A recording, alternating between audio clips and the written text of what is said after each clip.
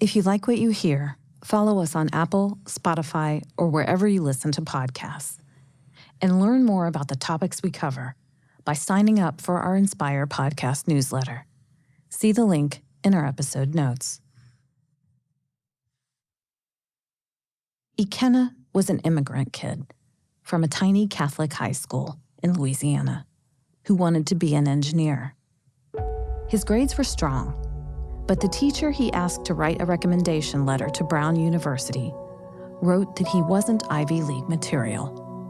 He got someone else to write the letter and went to Brown anyway. Having that in the back of my mind, it probably affected me in more ways than one, because when I got to campus, I struggled in my engineering class. So he switched majors to biology. He didn't even tell his parents at first. He also developed an interest in anthropology, which took him to Sierra Leone with the Peace Corps after he graduated.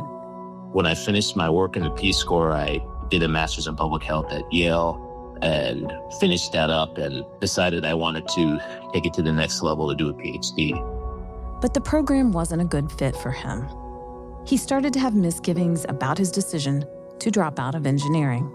Within the first semester, remembering my history and remembering where it came from, I think the past regrets sort of creeping up. The strange catalyst, he said, was watching the movie The Martian, in which the character played by Matt Damon gets stuck on the planet. He's basically using the tools of science, technology, and math to survive, to extend his life on the planet until he can be rescued. I think I just fell in love with that process, and I think it reawakened in me the sort of reason why I fell in love with the idea of being an engineer. I wanted to have that feeling. Ikenna switched course. He started taking undergraduate calculus and engineering classes on his own, and then eventually dropped out of his PhD program. He applied to master's programs, but most wouldn't consider a student without an undergraduate degree in engineering. So Ikenna talked to everyone he could find, faculty at different universities, in various science fields. Some discouraged him. A few went the extra mile. They believed in him. After 2 years of struggling to find his place and taking multiple classes to get up to speed, and working part-time to survive, he was accepted in the master's engineering program at University of Pennsylvania. Now, Ikenna works at Boeing, designing and testing aircraft. His story illustrates several things that experts know about achieving college and career success. To reach that coveted pinnacle, you must first have a keen understanding of the evolving person you are. You must seek out opportunities that might seem overwhelming and, in doing that, create a robust network of support. And you must be willing to embrace at least some healthy risk, and even failure. It's really about a student knowing themselves, which is part of the college experience, and knowing where to push the discomfort, right? How am I going to push this? How am I going to grow? How am I going to adult? And in today's quickly shifting career landscape, the process doesn't end at graduation. When you recognize that the old model was you match into a career, you go into a job, perhaps with one employer, and you stay with that employer for 35 years, you get the gold watch on the end and you're done, to this new experience, which is people are changing jobs, employers, and careers multiple times, and that change number keeps seemingly going up and up and up. I think it ties into the concept of lifetime learning. If we're lifetime learners and continue to learn and grow in that way, then we can continue seeing success along the way. Whether you're entering college or have been there for a while, here's the question to ask.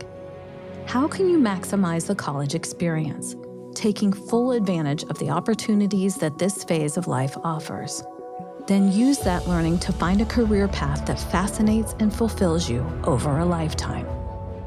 And if you have graduated, how do you keep those dreams alive while adapting them as you change and the employment world around you shifts as well? In this episode of the Ohio State University Inspire podcast, I talked to 3 researchers who study how higher education impacts people, the economics of education choice, and how people shape their careers over their lifespan. If you feel overwhelmed by choices or underwhelmed by the prospects, their advice might just be the inspiration you're looking for. I'm Robin Chenoweth. Inspire is a production of the College of Education and Human Ecology. People begin forming ideas about what careers they might want to pursue almost before they can talk. Eric Perfeli, interim dean of Ohio State's College of Education and Human Ecology and a prolific researcher of career development, tells us why. Children are learning through their experiences of their parents' experiences of work. But then also there's a variety of other sources, children's books, the internet, various ways, movies, television. Children are powerfully socialized to the world of work at a very early age around constructs like socioeconomic status and gender. So some people feel already shut out of the dream job that they want. Yes, and also, though, people know what's around them. And there are a large number of occupations in the world that neither you nor I know because we haven't lived a life around those occupations, right? There's a resource out there. The acronym is ONET. It's a government-run website that basically has a database of every major job in the United States. And every year they add more jobs as the market changes. Try this for fun. Hop on to onetonline.org. Take the interest profile quiz and read about the 923 jobs that the U.S. Department of Labor tracks, including brownfield redevelopment specialists, fabric and apparel pattern makers, and geographic information systems technologists.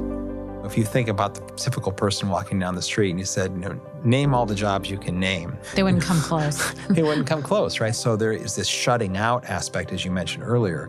But then there's also just this cognitive load problem of you only know what you experience. We generally experience a small corner of life, whoever we are. Even if we are known or believed to have had a rich life, it's still a relatively small corner of life when you put it in global terms. And there's literally hundreds of jobs that I could probably name for you that you've never heard of or never thought of. And so it's an experiential problem.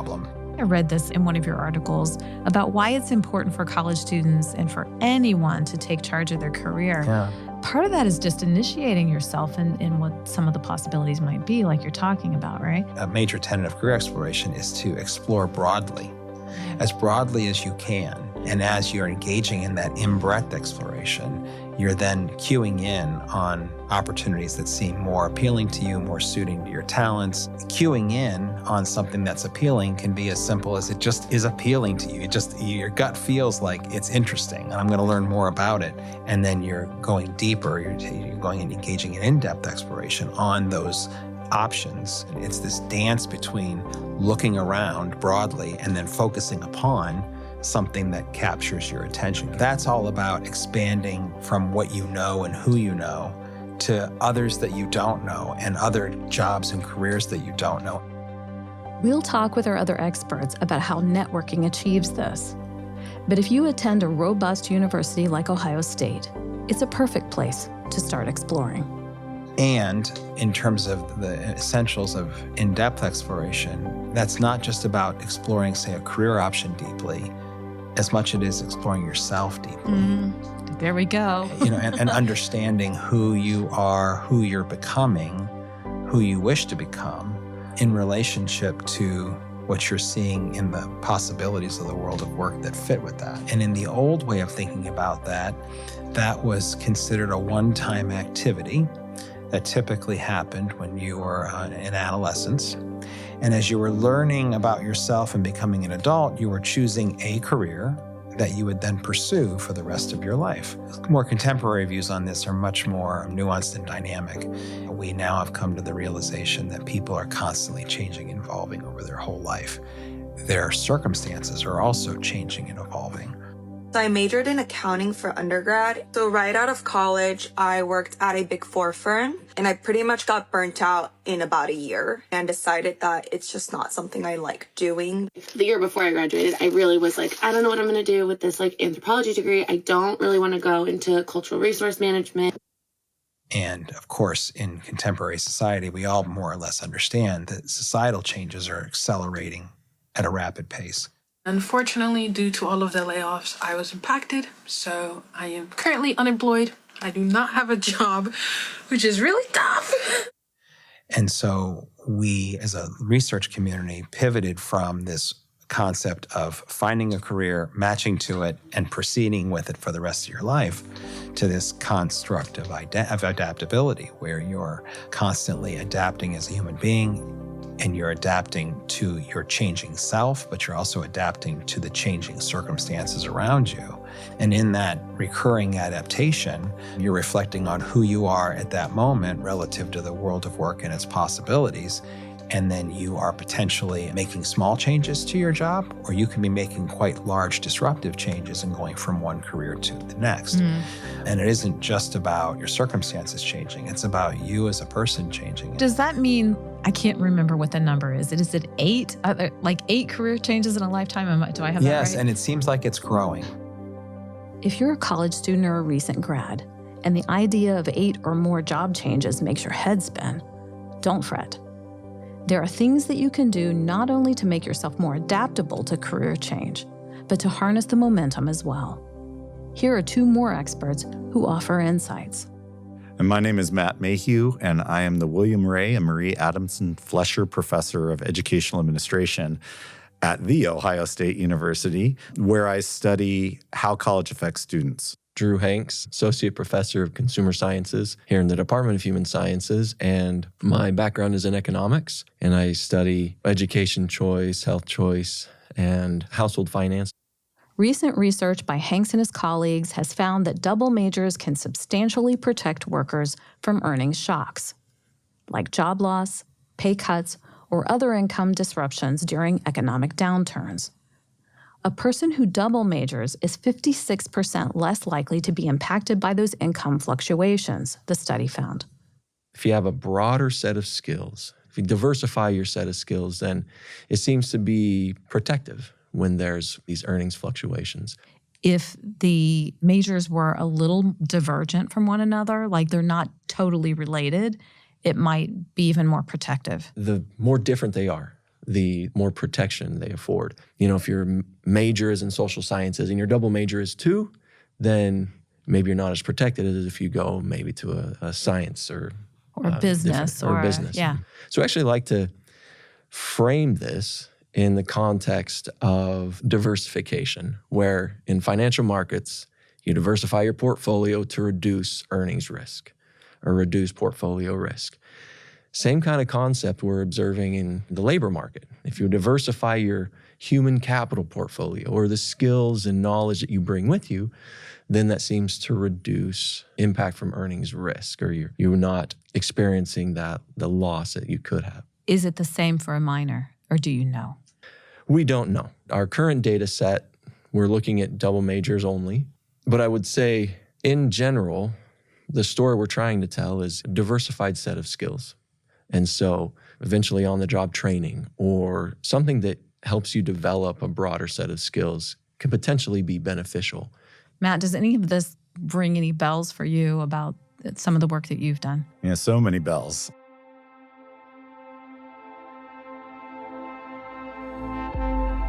Some of the work that I've done in the past looked at how major and double majoring affects what we call student innovation capacities.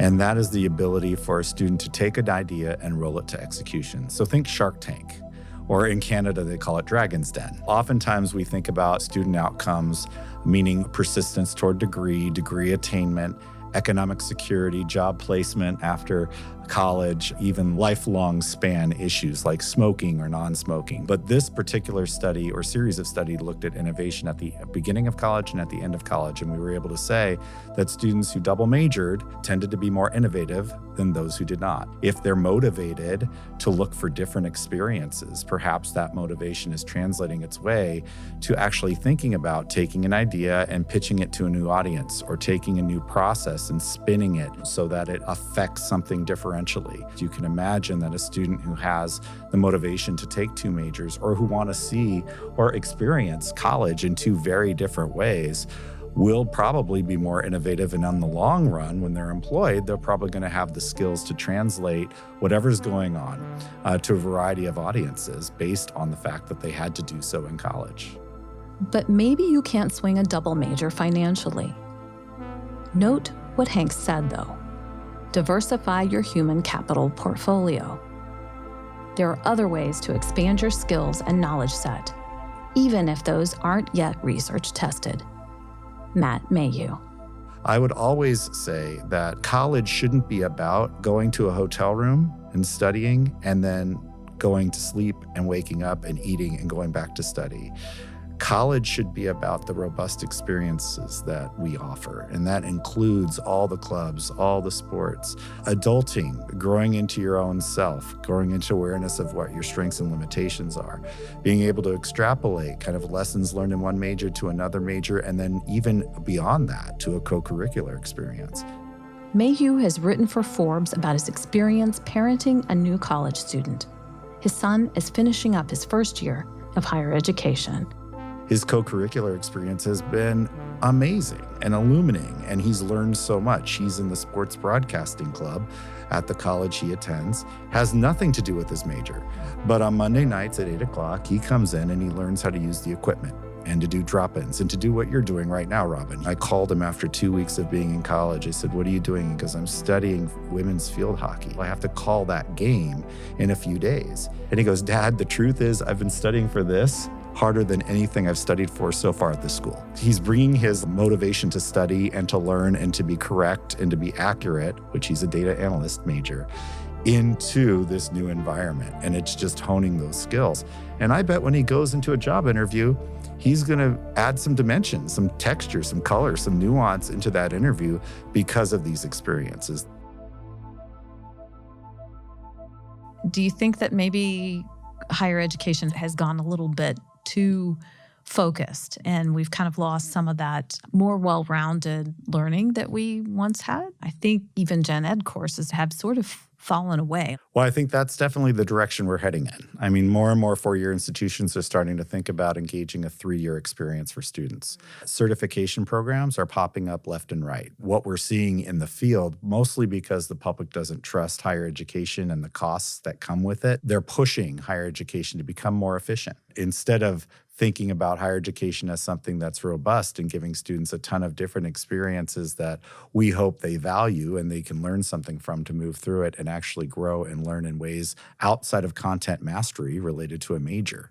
We're actually forcing the opposite. And we're talking about this idea of kind of the specialization at the undergraduate level. You're doing a PhD, you're tunnel focused, and you're really developing a certain set of skills, and branching out could cost another year of dissertation work. Whereas in the labor market for undergraduates, bringing a broad set of skills, trying to differentiate yourself on the labor market, and you're thinking about what set of skills is going to help me look a little bit different than someone who looks like me in every other way except the experiences and the skills I developed. Back to what Eric Perfeli said about expanding not just what you know, but who you know, to discover the right career fit. College is a superb venue to grow your network. It's not just, employability is not just about kind of what the student selects themselves into by way of participation in certain co-curricular and curricular experiences. It's about the network that the student has access to while they're in college, whether that's the network of faculty, the network of peers, or the network of alumni. And that's something that is really critical to employability. If we're reducing the number of years, if we're packing them with courses, if we're packing their summer times and making them just hustle and go through the actions of college without inviting them to actually make authentic relationships with other people at the college or other people who identify with the college, like alumni, industry leaders who graduated from that college, whatever it is, then I think we are compromising their employability to some degree. That's just an hypothesis. I do not have data to back that up. I've definitely appreciated and remember those students who take a little bit extra time just to talk and learn more about what you do. They're just curious about, hey, what made you decide to do what you do? And they're just trying to learn. And if they ask you to write the letter or whatever, they've opened themselves to your network. And so it can be impactful. What would you say to encourage any student to reach out to a faculty member that they think they can relate to? Go to office hours or ask them if you can come by for 15 minutes just to chat. The Department of Human Sciences actually does this program where you can take your faculty member to lunch. Don't be afraid. Go meet them, go talk to them, and you never know when that can turn into something. Yeah, and to piggyback on that a bit, really good advice. I think with phones and COVID, there's some research talking about the anxious generation and what we're seeing from this generation and what I know are the patterns of mental health in college.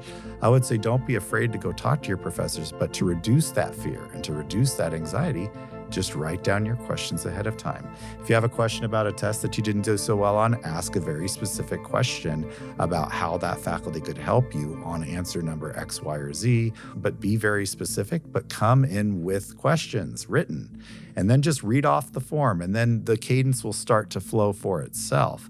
But if you come in with some sort of armor, I think it would help reduce the anxiety in the exchange and help develop the relationships like Drew was discussing. Mm-hmm. That's great advice. Yeah. That whole thing of internships, I think, really looms over a lot of undergrad students because they're not easy to land. And at a university this size, you're competing with a lot of people.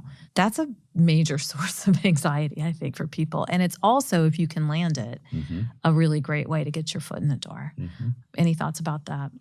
We have the financial planning track. And internships is a really big part of that. Those can be challenging. They're a limited number. One of the things that in students I see that I think helps them be successful is persistence. Maybe you don't land one summer. That's okay.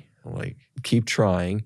Don't be afraid to reach out to the firms or go talk to program faculty and say, do you know firms? We have an advisory board, and maybe have a chance just to talk to them, have, of course, a script that you might use, but just showing your interest, I think, can go a long way, even if it doesn't turn into an internship or a job, and it forces you to learn how to have those conversations, and it shows that you're eager and you want to continue trying. But that can be hard. That persistence piece can be really challenging. It requires that resilience. For college students, all these steps, talking to faculty and advisors, building networks by reaching out to a guest speaker, landing internships, and maybe even switching majors like Drew Hank's daughter did, amount to healthy risks. But what is a healthy risk for one person might not be for another, Mayhew points out. There are these ways of thinking about what students can do that push against their comfort zones with minimal risk to what they might actually experience on the back end of making that choice. But once you're in the working world, having built that confidence to take some risk can be transformational. Eric Profelli helped his mentor, noted career development researcher Mark Savitkas, design a scale that points to why some people are more adaptable while navigating modern, unpredictable careers. The keys are 4 psychosocial skills: concern, control, curiosity, and confidence. They believe they can make changes. They believe they can develop in ways they wish to. And they believe that the world around them has the capacity to dance with them. So I'm concerned about my future. I want to make a difference about my future. I have some degree of control over myself and the world around me. I'm curious. I want to learn more about myself. I want to learn more about the world. And confidence. I believe I can do something about my situation. In case you missed it, there's a lot of interior work involved in seeking a career. But there's also the outward social aspect of interacting and working with others. as people are navigating multiple jobs, multiple employers, multiple careers, having these psychosocial resources and cultivating them over time will better position them to adapt to the next set of circumstances and the next change in their own personal lives that will help them. What advice do you have for a student or a new graduate on how to do that? Fundamentally, it revolves around leaning in to opportunities, leaning in even when you feel like I might not have the ability to do this. I might be worried about my sense of control, and recognize that sometimes the risks won't necessarily bear themselves out. But in the taking of the risks, you're likely to gain something else. You're likely to learn something about yourself that you otherwise wouldn't have known. And be confident that even if you try something and it doesn't work out, there's always going to be another opportunity for you. Here again is Ikenna. Whenever I talk to high school students or even college students about their career choices or even their major choices, I always try and tell them that you always have enough time to decide what you want to do. And there's almost nothing that penalizes you for taking the time to become a more well-rounded individual. You won't really ever know all there is to know about yourself until you've gone through something in life and you see how you respond. And you're going to experience setbacks. How you pick yourself up from that setback that really determines how your life will go or what it is you end up doing. And I always try and tell them that really focus on putting yourself in a position to learn from those setbacks and to not feel like every moment this is it. It's almost always not the case. Give yourself the leeway and the permission to make those mistakes and learn from them. And when you learn from them, you almost always will arise stronger from it. To get our experts' tips and resources for navigating college and landing a career you love, see our companion story. Find the link in our episode notes.